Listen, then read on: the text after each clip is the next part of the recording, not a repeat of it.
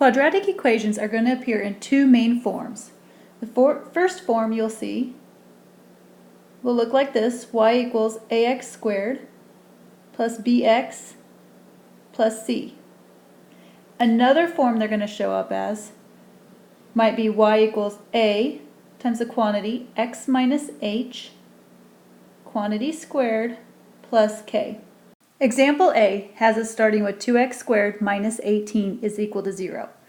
This is an example in standard form, but notice we are missing the middle term, the b value. We can go ahead and still solve this though. We're going to go ahead and move over our constant piece. So we're going to add 18 to the other side. We need to get rid of our coefficient on the x squared. So that's connected through multiplication. We always do the inverse operation. I'm going to divide both sides by 2. X squared is going to equal 9. Now the inverse of the squaring would be to square root.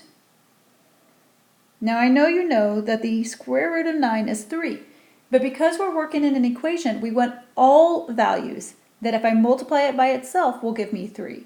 Will give me 9. So 3 times 3 is 9, but also negative 3 times negative 3 is positive 9. You can write them as two separate values, or you can write them as 1 with a plus minus in front. Either form is acceptable. Now let's go ahead and do our next example. So we have the equation 2 times the quantity n minus 4 squared is equal to 32. This is in the second form, which is often called vertex form. We're going to go ahead and get rid of our 2, and it's connected through multiplication, so again we're going to divide both sides by 2. You always want to do the inverse operation. That's going to leave us with n minus 4 quantity squared equals 16. Now we cannot go inside the parentheses until we get rid of that squared. So I'm going to square root both sides, and that's just going to leave me with n minus 4. Square root of 16 is both 4 and negative 4. What you have here are two separate equations. You have n minus 4 equals positive 4, and n minus 4 equals negative 4. You need to solve both of them. So I'm going to add over 4 to the right. That's going to leave me with m is equal to 8. When I add over 4 to the right here, I'm going to get m is equal to 0. So by now you may have caught on that a lot of times when you do quadratic equations, you will get two solutions. This is not always the case, it's just the majority of time. For our last example, we have 4x squared plus 36 is equal to 0. Again, this is in standard form, just like example A was. I need to go ahead and move my constant piece, so I'm going to subtract 36. Now I have positive 4x squared is equal to negative 36. We need to get rid of our leading coefficient, so we'll divide both sides by 4, and I have x squared is equal to negative 9. Again, now we'll do the square root. And if you remember our lesson about complex numbers, the square root of negative 9 is really the square root of negative 1 times 9. So you're going to end up with 3i. But you also have negative 3i. Again, we're working in an equation, so you always have that plus minus. You can write them as two values, or you can join them together and put plus or minus 3i. Either form would be okay. Now we're going to practice solving quadratic equations by the zero product property. And what that refers to is factoring the quadratic first and then setting the factors equal to 0 to solve for them. So let's start with example 2a. We have x squared minus 10x plus 21 is equal to 0. So you want to make sure the equation is in standard form. Everything is on one side and it's equal to 0 on the right or the other side. And now what you're going to do is you're going to look to see if you can factor this side. So we know how to get x squared. It's going to be x and an x. But to get to 21, let's try 7 and 3. Now it needs to be a positive 21, so 3 and 7 have to have the same signs, either both positives or both negatives. Well, in this case, it makes sense to have them both as subtraction signs because our middle term is negative 10x. So we're factoring it just like we did the last class period. X squared minus 10x plus 21 is going to factor into x minus 3 and x minus 7. Okay, now the zero product property, that's going to be new. So I'm going to do a little side note here and change my pen color. Now let's say I have two cards. I have card A and I have card B. And I'm going to ask you what numbers 1 through 10 or 0 through 10 would be on those cards. And the only hint I can give you is that if I multiply those two cards together, it's going to equal 0. So if you think about this, you might come to the conclusion that one of the cards, card A, could be a 0, or card B could be a 0. But at least one of those cards has to contain a 0. That's the only way for the product to get to 0. For instance, if A was 5 and B was 0, I could get to 0. You cannot get to 0 if B was any other number. Now A and B could both be 0, and that would still work as well. But our minimum requirement is at least one of them have to be 0. Translating that to what we're going to do with it, as long as one of these factors, either the x minus 3 or the x minus 7, as long as one of those factors is equal to 0 or has a value of 0, then the product will still be 0. So after you get something, or after you get the quadratic equation factored, you want to take each factor, set it equal to 0. Okay, and now we can just solve for x. These are now linear equations. So x could be 3 or x could be 7. But as long as it's one of those two, then the product for the equation will be equal to 0. And we can check that. So here's our check. Let's go back to the original. I'm going to do 3 first. 3 squared minus 10 times 3 plus 21. We should get 0, and let's double check to see if we do. 9 minus 30 plus 21. 9 minus 30 is negative 21. With a positive 21 gives us 0. Now let's double check for x is equal to 7. 7 squared minus 10 times 7 plus 21. We have 49 minus 70. 49 minus 70 is also negative 21. Add that to a positive 21 and we still get 0. So this equation will only equal 0 if x is 3 or x is 7. Okay, let's go ahead and try example 2b. We have n squared plus 25 is equal to negative 10n.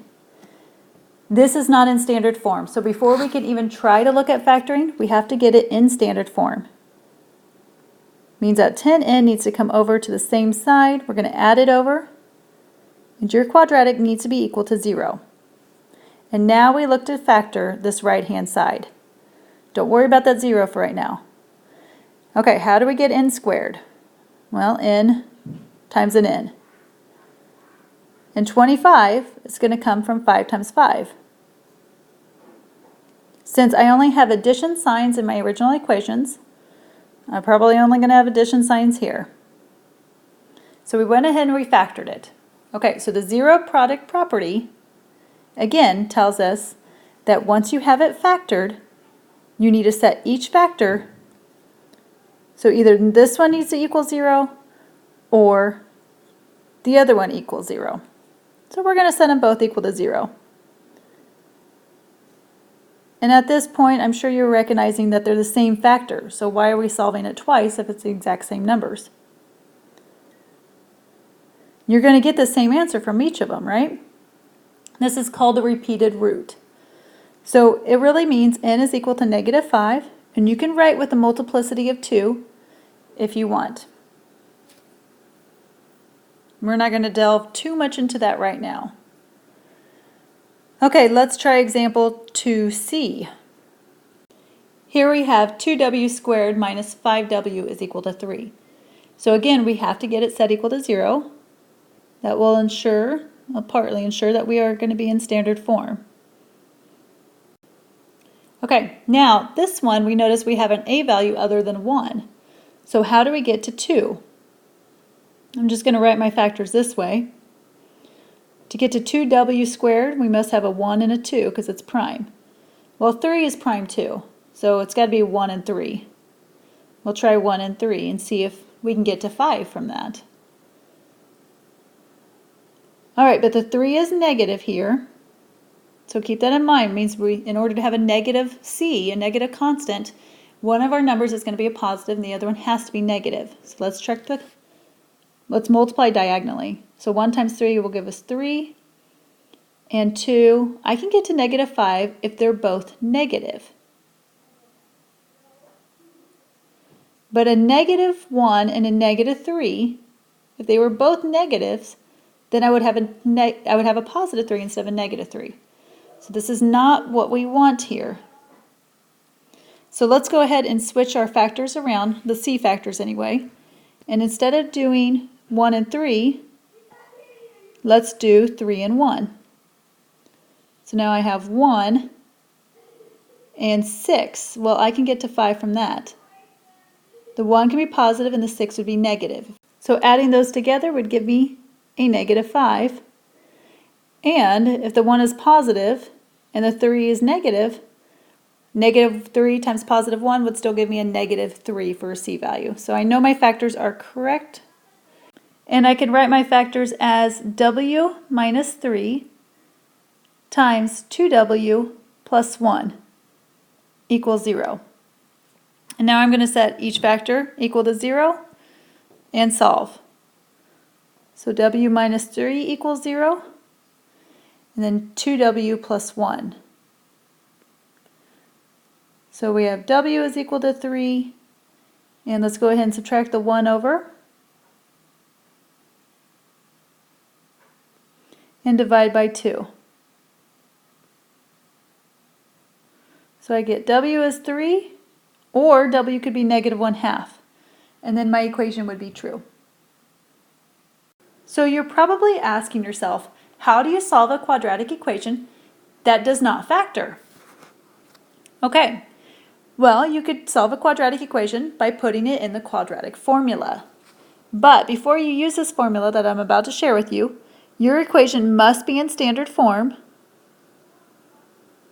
So we have ax squared plus bx plus c. If it's in standard form, you want to use the coefficients.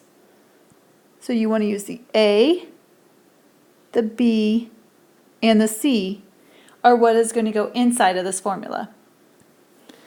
So our formula is x equals the opposite of b plus or minus the square root of b squared minus 4ac all over 2a. I will warn you, you will probably be singing this in class because we sing it to the tune of Pop Goes the Weasel. Let's go ahead and practice the quadratic formula with example 3a. X squared minus 10x plus 21 equals 0. This problem should look familiar to you because we just did it, but we solved it by factoring. So the point with this problem is, even if you didn't recognize that the quadratic equation could be solved by factoring, you could always use a quadratic formula to solve for it. So that's what we're going to do here. All right, in order to use the formula, you need to identify what a, b, and c are. So a is 1, b is negative 10, and c is 21. And then we're going to plug them in. And just as a helpful reminder, I'm going to go ahead and write the formula over here to the side. X equals the opposite of b plus or minus the square root of b squared minus 4ac all over 2a. Okay, so our problem is going to look like this. We want the opposite of b, so I want positive 10 plus or minus the square root of negative 10 squared minus 4 times 1 times 21 all over 2 times your a value. And what we're going to do first is we're going to clean up underneath this radical. Okay, so we're just doing a little side note. We know that negative 10 squared is 100. And 4 times 1 times 21, that's 100 minus 84, if you multiply all those together. Well, 100 minus 84 is going to be 16. So when I replace that in my formula, I have x is equal to 10 plus or minus the square root of 16 all over, and then 2 times 1 is just going to be 2. And now we're going to break it down even more. So let's start with the square root. The square root of 16 is 4. So I have 10 plus or minus 4 all over 2. Well, we're going to do the numerator first, and then we're going to divide by 2. We're going to follow the order of operations here. But you have 2 operations in your numerator, so you're going to do each one individually. So we're going to start with 10 plus 4, and then divide that by 2. And then we're going to do the 10 minus 4, and divide that by 2. So 10 plus 4 we know is 14. 14 divided by 2 is 7. So x equals 7. That's our first answer. 10 minus 4 is 6. 6 divided by 2 is 3. So our final answers are x is equal to 7 and 3. These are the exact same answers we already had, so I'm just showing you that you can solve some quadratic equations using a variety of methods. Okay, let's practice this again. So we have the equation 12x squared minus 2x is equal to 1. So before we can identify what a, b, and c are, we need to get it set to standard form. So I'm going to go ahead and bring over the 1. Oops, not by plus, but by subtraction. And now it's equal to 0. So I have 12x squared minus 2x minus 1. So now we got to go through and pull out what a is, what b is, and what c is. So a, b is negative 2, and c is negative 1. Just like before, I'm going to go ahead and rewrite the quadratic formula off to the side. So x equals negative b plus or minus the square root of b squared minus 4ac all over 2a. And now we can go ahead and use it. So we're going to have x equals the opposite of negative 2, so positive 2, plus or minus the square root of negative 2 squared minus 4 times my a times my c all over 2 times my a. Okay, just like before, I want to clean up what's underneath the radical. All of this. So negative 2 squared is positive 4. Okay? When you take 4 times 12, you're going to get 48. Times negative 1 will be a negative 48. So 4 minus negative 48 is 4 plus 48. And we end up with 52 underneath the radical. So x is equal to 2 plus or minus the square root of 52 all over 24. Just like before, we need to reduce or simplify the numerator. But in order to do that, I need to simplify the square root of 52.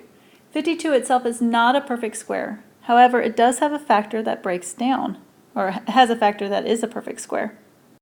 4 times 13 is 52. and 4 is a perfect square. So I'm going to replace the square root of 52 with the square root of 4 times 13. So we have x is equal to 2 plus or minus the square root of 4 times 13 all over 24. We could take the square root of 4 and we will get 2. I'm just going to rewrite that over here to the right. So x equals plus or minus 2. We cannot take the square root of 13. It has to stay inside. So we have two terms in the numerator. Both terms are being divided by 24.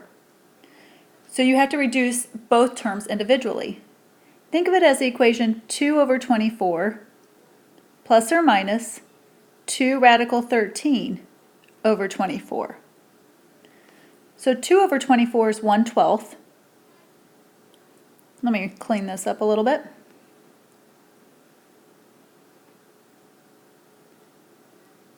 Plus or minus, again, this one also reduces to 1/12. So 1 radical 13.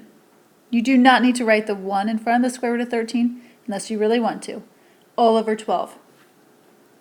Keep in mind, if 13 and 12 were both reducible by some number, you still could not reduce them because that 13 is in the square root.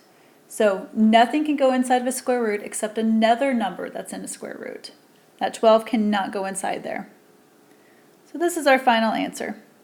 X is equal to 1/12 plus or minus the square root of 13 over 12. You could type those in your calculator and you would get two irrational solutions. Our last example is 3c, x squared minus 4x plus 7. I want you to solve that on your own and we'll check our solutions when we get to class the next time. Think of this as homework. Now we're going to focus on some applications that we can do with quadratics. But here's the thing, you really need your graphing calculator to do these. And I need to show you how to use your graphing calculator. So we're going to postpone this lesson until class, our next class period. We are also going to postpone how to graph calculators by hand for the next class period as well. So on Monday, we will be doing the applications and graphing by hand. Okay, so here's the homework for this section, for these two topics. Some of the problems on here are ones that we are postponing, but this is I went ahead and gave them to you anyway, just so you had the total completed assignment. Notice I circled 41 and 43. Those are calculator problems. Again, we did postpone that section, but there should not be any work that you'll have to do on your paper for those problems, just in the calculator. So your homework, this homework that I'm giving you now, is not due for Monday's class. It's going to be due on, what did I say, Tuesday or Wednesday, whatever I told you the last class period. So we'll have a chance to go over it, talk about those sections that we skipped, and answer any questions from the video, okay? So again, this is not due right now, but you have it in case you want to start working on it early.